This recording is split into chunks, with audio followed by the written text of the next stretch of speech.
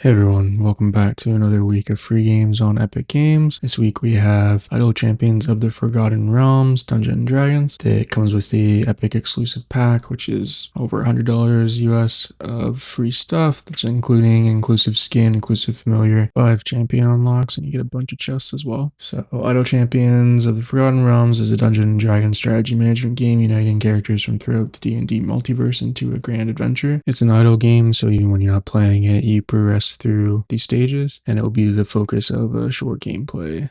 The second game, Redout 2, is the fastest racing game in the universe. Redout 2 is a tribute to classic arcade racing games and the sequel to the critically acclaimed Redout, where racing through the dystopian wastelands of a semi-abandoned Earth is one of the galaxy's most popular sports. In the tradition of anti-gravity racing, classics like Wipeout and F-Zero experience blazing fast speeds and an intuitive driving system that makes Redout 2 a blast to pick up and play. A second video will come out later with the gameplay featuring Redout 2. So getting into a bit of the gameplay here, it's much like the other idle game that came out a couple weeks ago that I covered, Firestone Online, where you get to attack enemies via stages and then you collect gold where you can upgrade your characters that way. This has more of a Dungeons & Dragons feel, so it's kind of cool in that regard. There's also different formations that will help increase the stats of your characters. So for example, the character I have in the middle there, she increases the damage of those around her, so best to put her right in the middle, and then she can buff everyone else. Once you finish all of the levels in this tutorial, you'll get some rewards, and then you can move on into the actual campaign portion.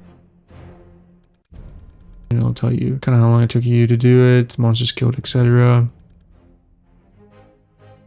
As I mentioned before, there's a bunch of chests that you get that you can open. Some of them might be gear for certain characters, others might just be buffs or duplicate equipment. My review of the game is pretty similar to the other idle game I reviewed. It's a good game to pass the time, or if it was on the mobile, it'd be a good game for that for sure. Sitting at PC, less so, but it's free, it's enjoyable, helps pass time if you're just looking for something to be on your other monitor or in the background, or a game you want to progress through that doesn't require too much work. This is one that you can have playing. It does have a bunch of in-game purchase items, so stay clear of that if you're looking just to have a free-to-play experience.